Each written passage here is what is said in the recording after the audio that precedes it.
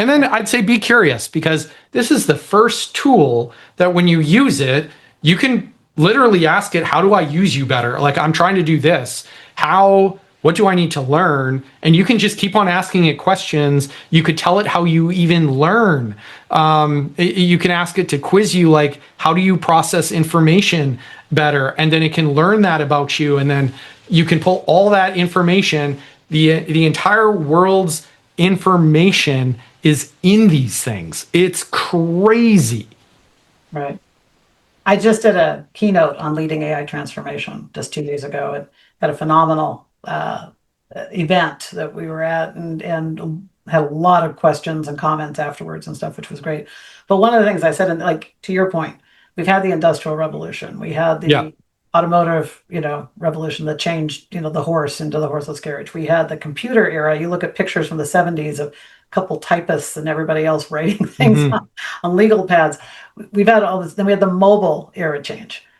And the playbook for leading through disruption is the same for humans. But what's fundamentally different about now is this is the first time that the tool can run the tool. Yeah, it is. And, and it is a level of change that governments historically do not survive. That's just the history. But that's a great way of looking at it, is the tool can run the tool can create other tools. And like when you see this in action, it's kind of unbelievable. I am every week, I am surprised at the capabilities of this technology. Hello and welcome to the Smarter Online Safety Show. I'm your host, Jocelyn King, the queen of online safety.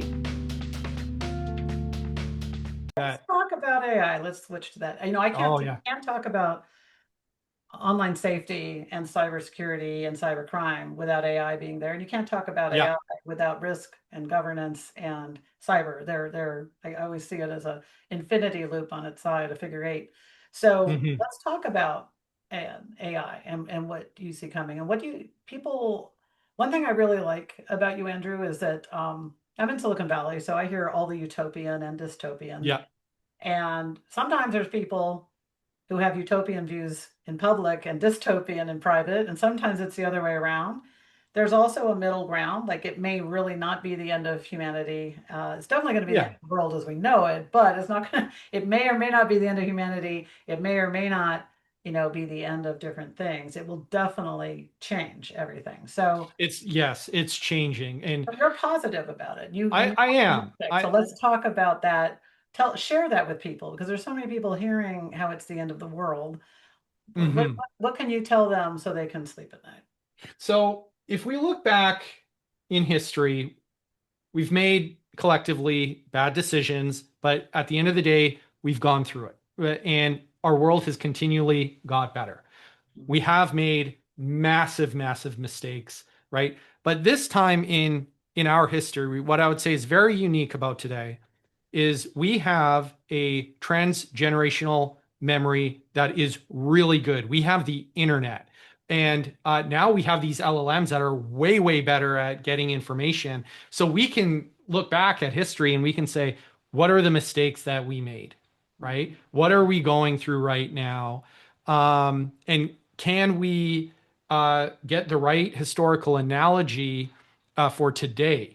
Right? What is happening today? And that is a reformation, right? It's not we are going through an industrial revolution, but we're going through an industrial revolution and a reformation. And so what happens at those points, right? We have moral panics, right? And that's the machine god. Everyone's, saying super intelligence is coming. It's not coming out of the LLM.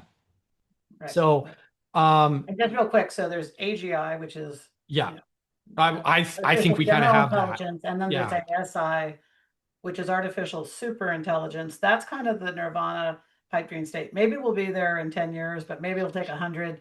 All bets are off. And, there's a lot of different future predictions. But when you're talking about super intelligence, that is where, just describe that for people. Describe that. Yeah, the idea of super intelligence is we actually get a machine model that is modeled off of our intelligence, and it is superior, and it can actually improve itself beyond human intelligence, right? Right. And we're like, if people want to sleep good at night, what I tell people about what we have right now, a large language model, is that's a model on our information. It's not a model on our intelligence.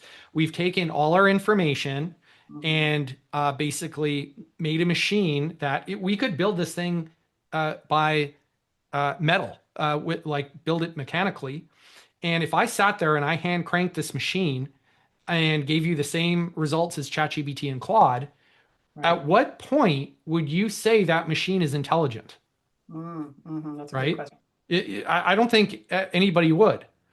But if we do look at still like at the LLM, how wildly powerful and important it actually is. And so I switched my screen here to, again, information infrastructure. And at a very low level of the way we operate is we select information, we encode it, we record it, we distribute it, and then we retrieve it. That's information infrastructure. Clay tablets, books, newspapers, the modern database. But now an LLM has that exact same properties where people globbed up the entire internet, they encoded it, they recorded it, they distributed that recording, and then we go to the LLM and pull out information. That is the same abstract principles as a book. Right.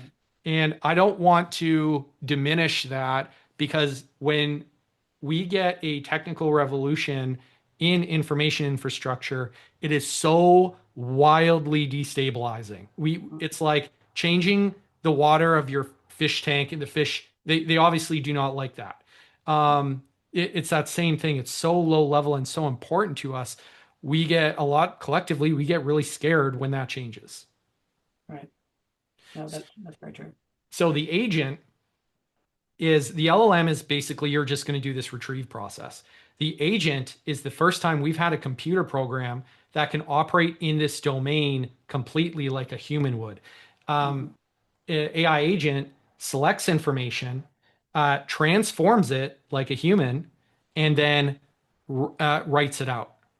And that's basically what humans do. That's a large part of knowledge work, right? So suddenly our computers can be independently operate as information infrastructure, which gives them access to cryptocurrency, which gives them access to social media, which gives them access to purchasing their own energy, which gives them access to purchasing their own drones, right? Manufacturing their own drones. So they get access to being an economic agent through these technologies. And it can be amazing, but it comes with new risks. Well, one of the risks with AI is the way they are engineered out the gate, that even if you write a great engineering prompt with clear instructions of what to not do and what to do, it'll flow right back. It does it all the time.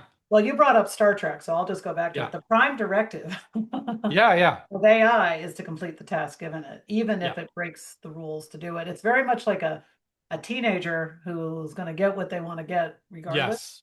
And, in fact, there's such a similarity to AI and teenagers. I wonder sometimes. It is. It's remarkable. Yes. Remarkable. Yeah, because, and also teenagers, one of the reasons they do things they do, and we all did is that their prefrontal lobe of reason it's not developed. And logic is not developed yet. So hopefully LLMs and all of our agents will get to a point, but they are really like children right now, in a sense. That's a very, very good analogy. Yeah. And if you give a child a dangerous tool, right, that's essentially what you're doing. You have to lock up weapons. You have to lock up things. But every day I'm hearing about LLMs, like working with companies that are really focused on cybersecurity. There's this challenge because we want to unleash all the power, right? Which is where innovation comes from. But there's a real danger with AI around the cybersecurity pieces of governance and risk, and not turning it loose. And God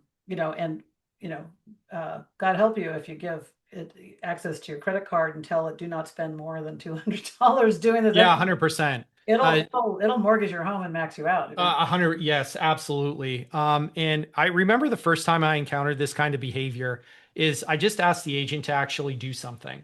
Mhm. And I gave it tools to operate, but one of the tools was Bash, and it couldn't get it done with the tools. And then suddenly it just started writing Python programs in Bash and executing them. And I was like, whoa, what is going on? Like, it was legitimately scary because I'm like, oh, wait a minute, this thing has access to my But a lot computer. of people don't know what Bash is. So for Oh, people, yeah. So no, that's fine. But just describe what is it doing that it shouldn't be doing. yeah, so basically it had terminal access. So it had full access to write computer programs and execute them and get the results. And it It got the job basically had done. the key to the It had gun the to the key to gun the cabinet. castle. Yeah, key to the castle. And I was like, oh yeah, there's going to be some major risks with this tech. And even Google heads of technologists who were in charge of had literally have had to run to their computer and unplug it to stop Yeah. it doing from deleting their entire code. Oh yeah. You have to know how to permission these things. And if you give these agents a task, they're so good now. If they have a way to get to what they're doing, they will go that route. These things And are if they very don't, smart. the ways they came up with getting around it, It's good. They're getting creative. well, they're beyond, and they're devious Yeah, but they'll do whatever it takes to to get get the. the job done. I mean, that's really their prime directive. Yeah, that's what they're trained to do. And they don't care what collateral damage Yeah, in the way. they're So yes, so I would just advise her, like, I love AI. I use it every day. me But I too. also, you gotta keep it segregate. Like, there's a lot of people who have access to everything across their Hmm. computer for their home business or their personal life and their Insanity. finances, who are, and I love Claude, I'm a big Anthropic fan, but they are just opening up co-work with no gates and no restrictions. It's kind Yeah, of like, it's like giving the keys and all the passwords to not only your teenage kids, but all their friends. yeah. It's insanely dangerous. Like you cannot do that. Like when we're talking about smarter online safety and cybersecurity, Mhm, really when you make an agent, in my view, is this is how I use them. I give them very limited permissions, and mhm, they have one small job. And that would be like email this person, get this information, file it in a spreadsheet. So go out, get information, mhm. transform it, contextualize it, and then write it somewhere. I So do don't try not, to turn them into a whole human, turn yeah, them into a yeah, taskmaster. yeah, 100%. Like if you have a decision that has to be made, right? So when you have a task to get information, Mhm, um, then you're going to permission that read information on those tools. mhm. Then you are going to have the agent make a decision, and then you are going to give it permission to write that information somewhere else. And what you can do is also With put restrictions, approval with gates. restrictions of where they can write it. Yeah. Absolutely. Like they can only write here and they can only read from there, right? Mhm, And then you build these things up you get a lot of these little agents working together, automating your decision process in your business. And then it's very cool because that stuff scales, right. right? Well, Um, and you know all this from your company, so let's talk yeah. about that. Like, so tell people what your company stands for and what it is, and then get into telling us a story of it in action, given what we're just talking about. Okay, yeah, cool. So it is called SagaSolve, SAAGA, and that stands for uh, socially aligned autonomous generative agent. And I set out to make this thing because in the beginning, if I say, hey, I'm making agents, there's no really business outcome value there. It's like, okay, it's an agent. You have coding agents that produce a value, but I am applying agents to actually business outcomes. So one of the first things I decided to focus So on. you didn't want to just launch an open claw into the world. Yeah, exactly. So my thing is very close to OpenClaw, but it is focused first on SEO and marketing because the reason I chose that is because agents, when you ask them to search, they search more aggressively and deeper. And then I figured, oh, okay, if that's how they're searching, agents are going to be searching more than humans. You're going to have to be very good at SEO. So I made one of the first agents And tell that people is, what that is. I'm in marketing too, oh, but a search engine optimization. right. So agents still use Google. Yeah, but so that show up in the top 10 Exactly. of Google, Yeah. what search engine optimization is. So if you're having an agent do it, makes total sense instead of a human, makes total sense. It's Yeah. more automated, right? So there you go. And so non-harmful. Yeah, exactly. And useful. So the agent, when you do SEO, it's a lot of reading. So it takes to get like a standard SEO audit report of a site. It's about 2 weeks and around like $1,000 if you're $1,500. And then of course the time of like sourcing that person and finding somebody, right? So it takes a lot of time, but an agent does that work for a couple dollars in a few minutes. And it's wild to see it in action. And it's as good as a human. So there's some real cost savings there. And then not only that is once the agent actually gets the report, it has the capability of actually changing the website to basically change or respond to real-time market information to climb that search ranking. So it's constantly running. So that's based on what people are searching for, exactly. what's in Yeah. the top 10, it can be like, be more like that. Yeah. Or, and when they see like you can automate a competitor, what are they writing about? Where's the content gap analysis? And that's a lot of reading and writing that takes weeks. It takes a human weeks to go through an entire blog posting of a company. Agents just rip through that like no other. Right. Well, because they're basically, from a human perspective, they're parallel processing. Oh, yeah.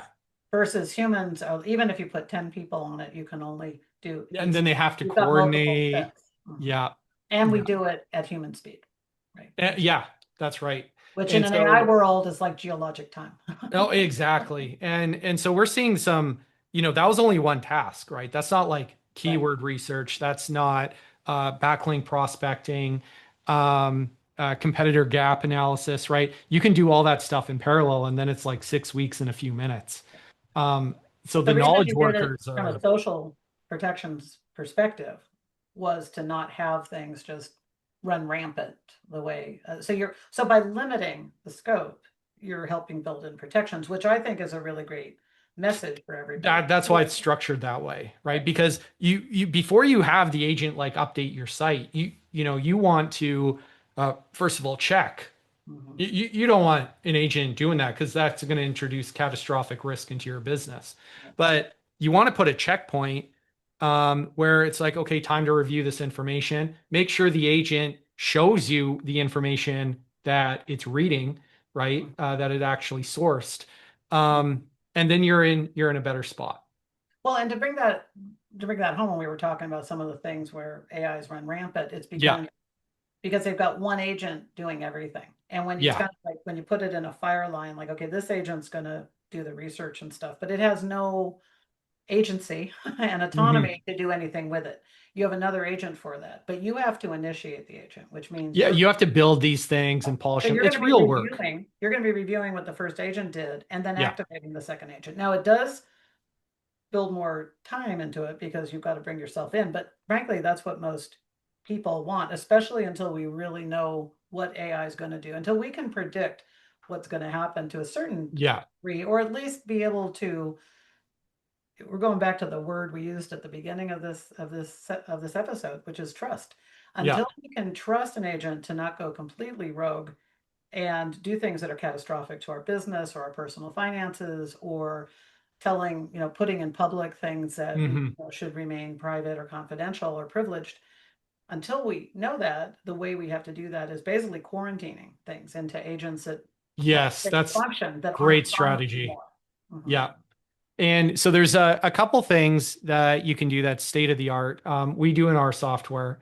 I call it deep focus, but say you give it a list of instructions that you want it to do. A very easy and oddly surprisingly technique that really helps it follow, and anybody can do this in any agent software that you're doing. You can use ChatGPT or Claude or it doesn't. Claude Code. Copy your instructions and just put them in twice. Just type them out once, copy paste 2 times, and for some reason the agent just performs way better following those instructions. You know what is so interesting? So do humans. When you say something, when you give people instruction, I don't care if they're helping you clean out your garage or helping you build your business, or do something, if you tell them and then you tell them again, in fact, humans, we need the rule of thumb. It's like 7 times or something like that. Yeah, we need to hear things 7 times. Yeah, it's so strange. Yeah. But twice, you know what? It helps. Because this is where humans and AI are a lot alike. Pattern matching. Our brains are pattern matching, which is why you don't see red cars until you suddenly decided you want to buy a red car, and then you see them everywhere. Right? Yeah. You know, we filter. Our brains filter, and because we're doing pattern matching, and we're looking for certain. So we see what we're looking for in essence. Yeah.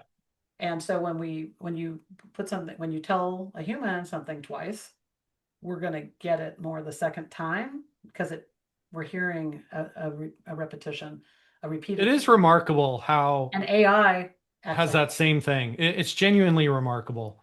And I wonder if that actually inspired the research that discovered that. I wouldn't actually be surprised.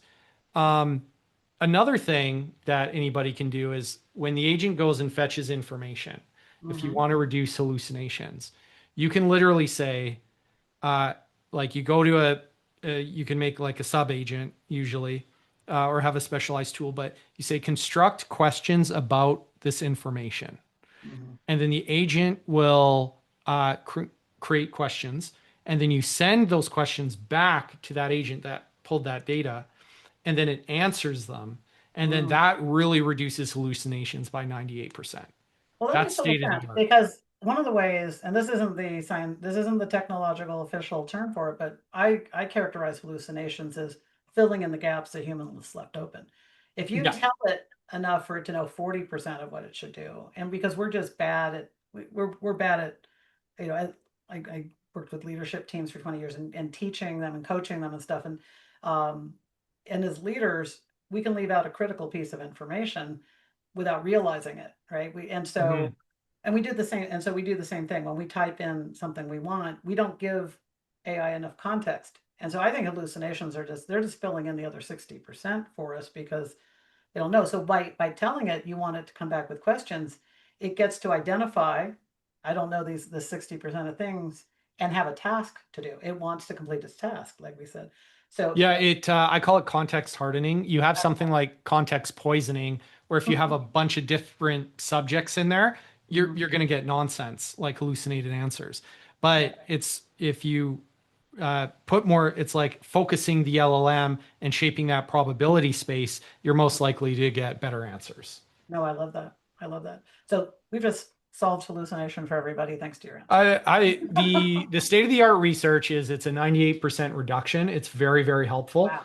But you know, that 2% can still introduce catastrophic risk into business operations. So we're never going to be able to get human in the loop, rid of that. And somebody should always be responsible. Okay. And I also want to bring up a really important point that we haven't addressed, but I need to call it out now. There's also the built-in bias, because the internet, you know, as good and as bad as it is rife with, it represents the information en masse that's been put into it, which does not represent the truth, experience or the truth or the knowledge of all 8 billion people on planet Earth and all the languages and all of these things. And so it definitely has bias. It definitely has bias towards developed countries, technologists, professions in finance, Caucasian, midlife. The people, you're right. The people who have the money to create the most information you are going to bias the information in that direction. Right. And information is not truth. Right. Now, one of the things that was interesting, because I was poring over the World Economic Forum reports on the predictions of what's happening with AI and where it's going to go and what it's doing around job creation and job elimination. The countries, the most developed countries with the most tech, are the most impacted. And so, knowledge work, yeah, exactly. So on the plus side, there's the greatest potential opportunities for real dramatic improvements in the human condition in parts of Africa and Asia and South America and developing countries, who are skipping the Industrial Revolution. They get to leapfrog. Right. However, we have to make these tools accessible to them. Yeah. at a price point they can afford. But when you think about it, somebody who's got, they own their own business. Let's say they sell, they have a business where they sell things. The automation that AI can do can allow them to scale. So Oh yeah, it's tools in nuts. their hands Yeah. and the ability to help them learn it and get there, which a lot of organizations are out there doing. It was the original intention of OpenAI to, to just develop a non-commercial enterprise to help humankind. So in the absence of them having switched from that, a lot of organizations are picking that up and looking for how to get these tools in the hands. Basically, the Peace Corps of AI and internet right now to get out so that they can democratize. Back to our other favorite word of this, if we did a tag cloud of this, we have trust and democratization coming up. But I think the key thing is it's really to make that accessible to everybody, which is and it will be. True Yeah. democratization. Yeah, and that is going to happen. So there is something called Coase's law, and it states that the organization exists, whether it be a nation state or corporation, because the cost of coordination is lower in the organization than it is outside. So basically, of course, we run businesses, we hire people. And we have a hierarchy to designate tasks. We can move a lot more efficiently instead of participating as all free market agents and negotiating every time a task has to get done because those costs are so high. This technology with agents and LLMs, and getting to your point of it being democratized, there's free models now that can run locally on your computer, and they're very good. And then you have the trust infrastructure from cryptocurrency. Okay, that's free financial services. Then you have a free information service, and this technology, like those two things combined, that is incredibly cheap coordination that I think what's going to happen is it's going to dissolve the nation state and corporations. And that's why we're going to have like agents, networks of agents and humans just working and coordinating together. And that is what the future kind of looks like. That's where I think we're going. If we had the equivalent movement of what happened in the 60s with the Peace Corps, yeah, helping bring improvements in sanitation and all kinds of things, and truly improvements, not just here's some development world technologies that you should have, not our forcing our will on other countries, but bringing things that are valuable. So getting that out there, if you're somebody who's owned a store and has, and you don't even, you're just trying to get your first cell phone, you're not going to have the knowledge of all of these things existing. And I think that's where the movement of people who are going in and wanting to teach things and make things accessible. And we've got so many smart people and young people all around the world who are ripe and ready and emerging. And so the World Economic Forum report was really fascinating. And I was asking you where your optimism was coming from. Mine was coming from the World Economic Forum report of what they were finding from multiple sources around the world of what's not just what people hope will happen with AI, but things starting to take shape and organizations that are coming together to democratize these tools and this information for people. Yeah, the cost of coordination is dropping, right? So we're going to see organizations working better, working faster to coordinate these. And, something like that in something like the Peace Corps, like nonprofits, like that's the kind of work we want to accelerate to basically lift up the majority of the population. And that is why I'm so optimistic, is because humans are default.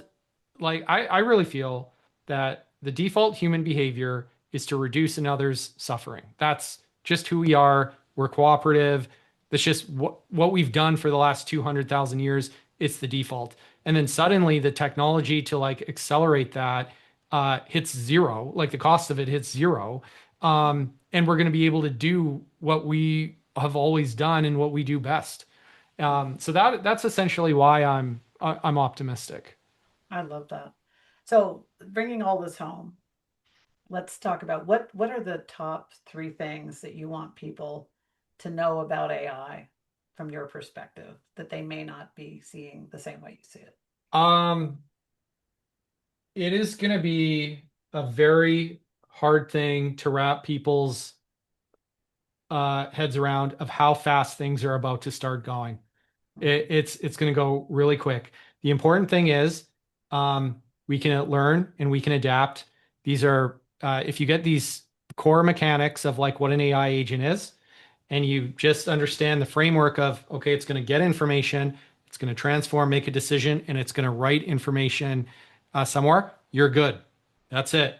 That's all you got to think of. That's what the agent is do. You keep it limited, you keep it small, and you automate a decision. So keep it stupid simple, frankly, is the best. Yeah, 100%. And then the next thing is money's going to change. Agents are going to be using money. You're going to be using a different money. And all you got to know is you learn to use a hardware wallet. You protect your private key. You never put that on a computer that has access to the internet, and you are golden. There's just two things there's just two skills you got to learn. And then I'd say be curious, because this is the first tool that when you use it, you can literally ask it, how do I use you better? Like, I'm trying to do this. What do I need to learn? And you can just keep on asking it questions. You could tell it how you even learn.